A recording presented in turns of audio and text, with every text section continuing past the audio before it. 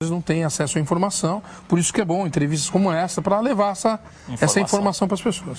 E o labrador também eu sei que é usado como cachorro de polícia. No que ele é usado pela Sim, é um polícia? cachorro de resgate, né? Ele é um cachorro que é usado muito para resgate em acidentes, como a gente viu muito no 11 de setembro. Ele tem enfim. um bom olfato também, né? Exatamente. Então ele é um cachorro que é usado muito para resgate e para farejamento de droga.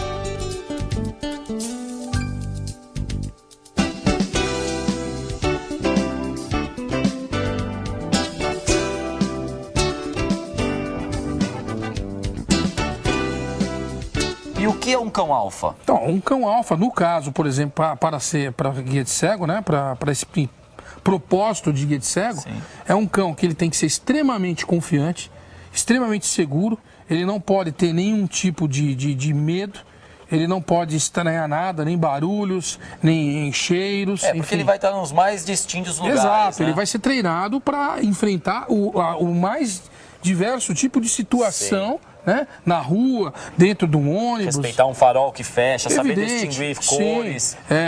Barulhos, ele pode estar numa rua e estourar uma bomba, uma coisa desse tipo. E ele não pode, evidentemente, né, apresentar nenhum tipo de reação a isso. Até mesmo uma fêmea. No caso de um macho ser usado como guia de cego, uma fêmea tem que ter um total controle. Tem que ser um cachorro extremamente equilibrado, tá entendendo? Seria, talvez a tradução mais correta para isso seria isso. Um cão para ser guia de cego, ele tem que ser um labrador totalmente equilibrado. E quantos filhotes, em média, um labrador tem?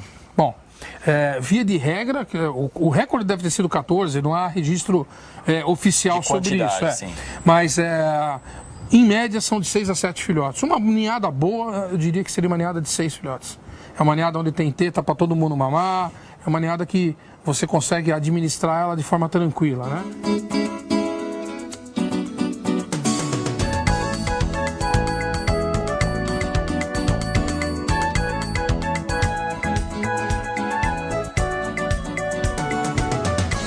Roberto, além de criador, você é árbitro. Comenta um pouco mais pra gente sobre o padrão da raça labrador.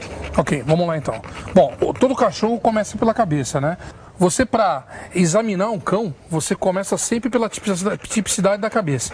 A cabeça tem que ser típica, então quando você olhar para um labrador, ele tem que parecer um labrador, tá? Então o que é um labrador? Ele tem sempre esse olhar meigo, esse olhar dócil, né?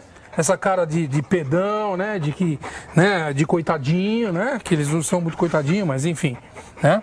Então ele tem que ter sempre esse olhar dócil. O olho tem que ser sempre da cor avelã.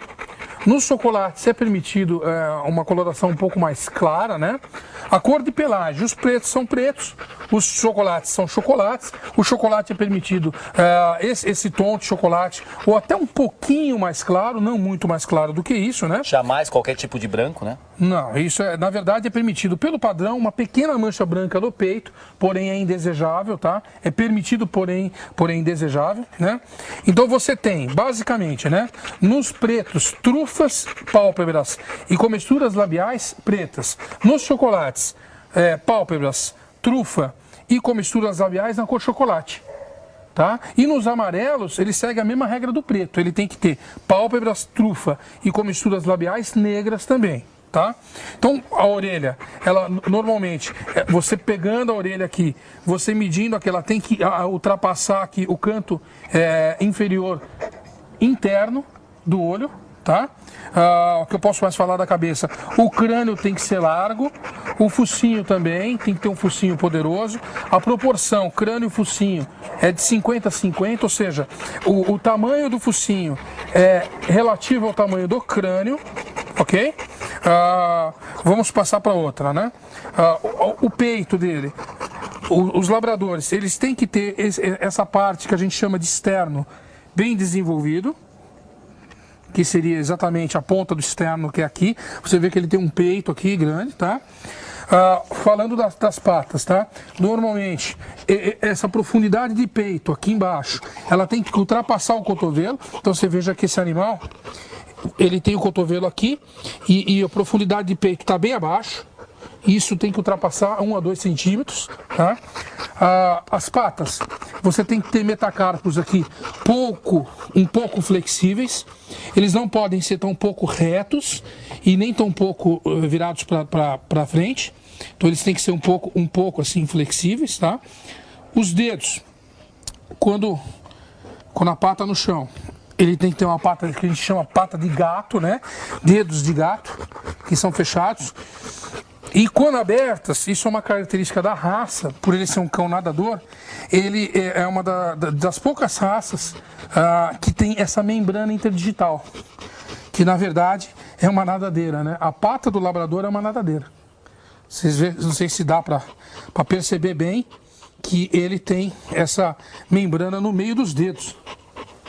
Que é justamente para ajudar... Para auxiliar na hora quando ele está nadando, né? Analisando a função do labrador, né, já que a gente começou a falar da função da membrana interdigital, né, a gente vai verificar também que ele tem pelo e subpelo. O que significa isso? Ele tem o pelo que são essa pelagem mais comprida e o subpelo que é essa lã que você tem embaixo. Por que isso? Porque ele é um cão que nada em águas geladas e ele tem que ter essa característica de pelagem de certa forma impermeável. Porque ele nada no frio. Então, o quanto menos a água gelada atingir a pelagem, mais tempo ele vai conseguir permanecer dentro da água gelada.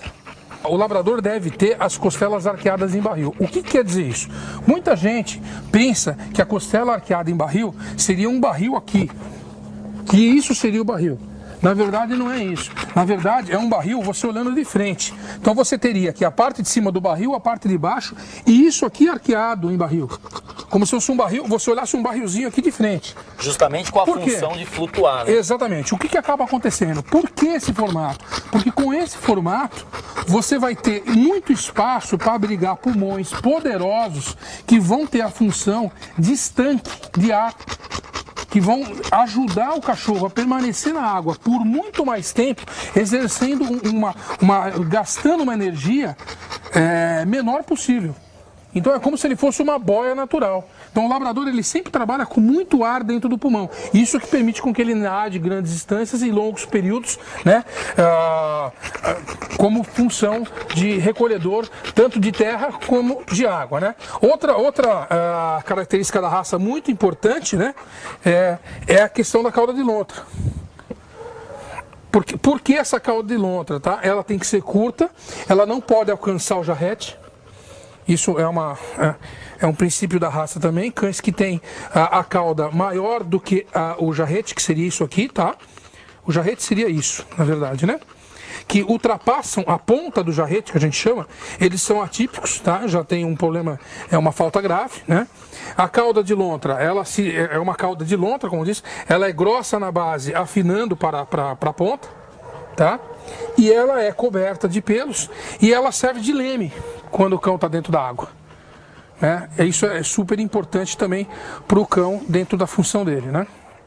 O labrador, ele, como eu já disse, costelas arqueadas em barril, né? Ele é um cão que, pelo padrão, ele tem que ter o lombo curto, ou seja, em inglês a gente chama de short couple, que seria exatamente essa parte. Para quem quer medir um labrador à altura, tá? Você tem no padrão isso especificado, mas para machos, por exemplo, é de 56 a 57 centímetros na cernelha.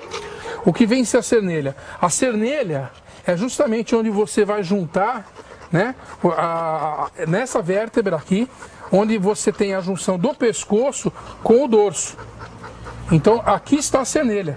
A cernelha é a parte mais alta do dorso, da linha superior, aliás, tá? Isso aqui seria a linha superior. A linha superior é composta pelo dorso, pelo lombo e mais para trás aqui